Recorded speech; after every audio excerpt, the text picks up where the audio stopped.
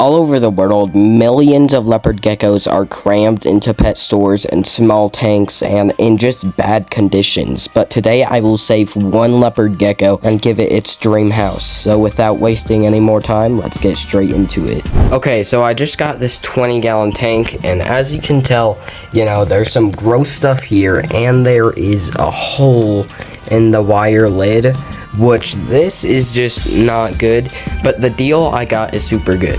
Leopard geckos normally require a 10-gallon tank, but I wanted to get this leopard gecko at 20 just to spoil it. But I found it on Facebook Marketplace for $30, which is actually really good because they're normally a couple hundred, which is crazy.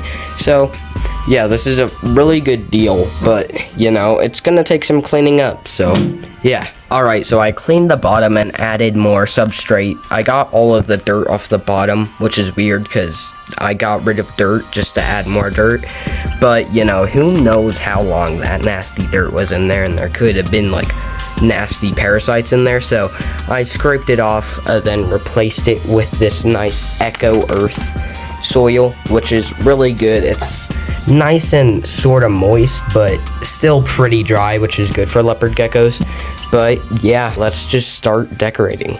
Alright, so I got this really nice 3-floor house for the gecko. So if it wants to be cooler, it can be down here. If it wants medium heat, it can be down here. But if it wants to be really warm, it can go up here. And I think we could fit it right here, which will be really nice because you will be able to see the leopard gecko sleep up here since it's pressed against the glass. So that will be pretty cool. Alright, so now that the warm hidey is over here, I found this hidey which will fit nicely right here in this corner, and I'm gonna add some moss under it so it can be nice and moist in there. So this is nice moss, which is actually living. I got it from Petco, but it's a little dry right now, but if we, put some water on it, it should be back in good health soon.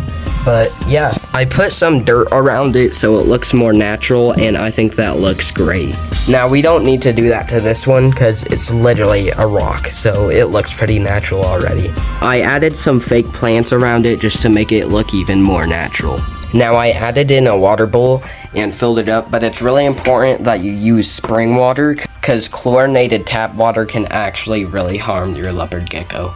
Now I got this food dish that we are gonna fill with reptile calcium. She won't actually need a food dish because she doesn't eat dead food. She eats actual alive crickets and mealworms.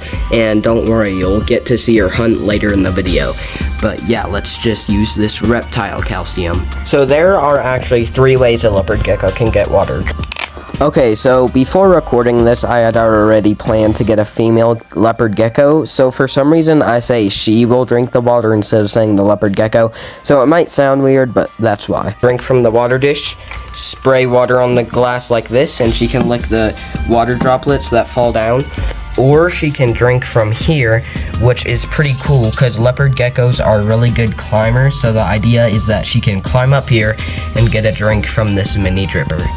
But now that we got all of the necessities out of the way, I think we just add some more plants and stuff. Now, we added some more plants, but I lied. We didn't get all the necessities out of the way, because we need thermometers to know how warm it is in there. One for the cool side, and one for the warm side. Now that we are pretty much done decorating, it's time to add the heat lamp. So this is a 75-watt heat lamp, and it really brings the whole tank to life. And I think this tank is a huge step up from what our leopard gecko was living in before. But without further ado, let's go get the gecko. Alright, we got the gecko. She came in this box, and let's open it up. Oh my god, look at her. She's so cute, but let's get her in this tank as quick as possible. And she is now in the tank. Look at how cool she is. She's running around. She's exploring it for the first time. She came around here. Sorry, the wires from the thermometer are in the way, but I think she's... Oh, wow. She climbed up to the top floor.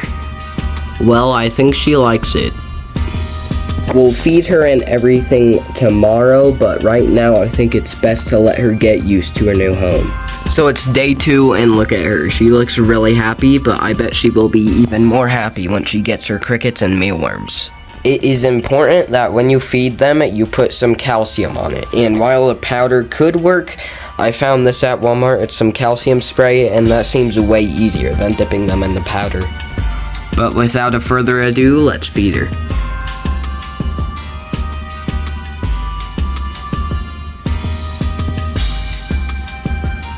Okay, it's kinda hard to see the worm in the shot, but don't worry, she gets it.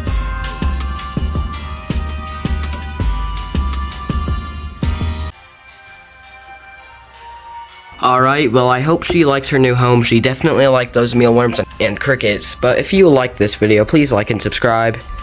And goodbye.